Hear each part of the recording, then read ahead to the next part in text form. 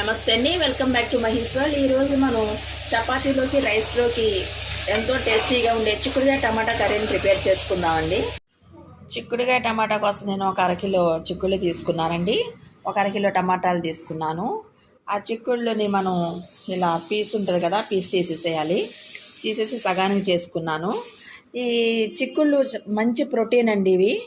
ఇవి పొట్టి చిక్కుళ్ళు, నాటు చిక్కుళ్ళు వస్తాయి కదా, అవి సీజనల్గా వచ్చేవి. 2 months మాత్రమే వస్తాయి. ఇవి మార్కెట్లో ఉన్నప్పుడు మనం మిస్ అవ్వకుండా తీసుకోవాలండి. ఇది బీన్స్ చూసారా, ఇవి గింజలు. ఇవి పేదవారి మాంసం అని కూడా అంటారు. మంచి ప్రోటీన్ అండి. ప్యాన్ బట్టి ఆయిల్ వేసానండి. ఆయిల్ హీట్ అయింది. ఇప్పుడు తాలింపు వేస్తున్నాను. ఒక ఎండుమిర్చి, ఒక అర స్పూన్ మినపగుళ్ళు, ఒక స్పూన్ జీలకర్ర, ఒక స్పూన్ ఆవాలు వేస్తున్నాను. ఫ్రై అవ్వాలి.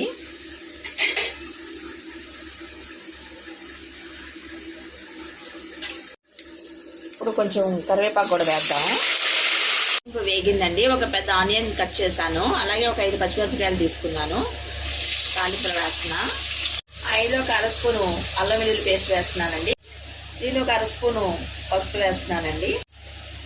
ఆనియన్స్ ఫ్రై అయినాయండి. ఇప్పుడు మనం ఒలిచి పెట్టుకుని చిక్కుళ్ళు ఉన్నాయి కదా, చిక్కులు వేసేస్తున్నాను. దీనిలో టేస్ట్కి సరిపడిన సాల్ట్ వేస్తున్నానండి. 1.5 స్పూన్ వరకు పడుతుంది. టమాటాలు వేస్తాం కదా, మొత్తం అంతా ఒకసారి కలిపేసి మూత పెట్టి ఉంచాలండి. చాలా ఇది కంప్లీట్గా మగ్గింది.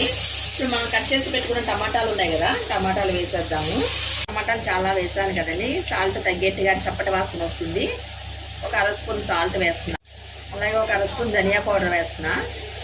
ఒక స్పూను కారం వేసానండి. ఇప్పుడు మొత్తం అంతా బాగా కలపాలండి. కలిపి ఒక అర గ్లాస్ నీళ్లు పోసి మూత పెట్టేసి ఉంచాలి. మనం వాటర్ వేసాం కదండి, వాటర్ అంతా ఇంకిపోయినాయి. చిక్కుడుకాయ గింజ కూడా బాగా మెత్తగా ఉడికిందండి. కూర కంప్లీట్ అయిపోయిందండి. ఇంకా కొత్తిమీర వేస్తున్నాను. ఎంతో రుచిగా ఉండే చిక్కుడుకాయ టమాటా కర్రీ రెడీ అయిందండి.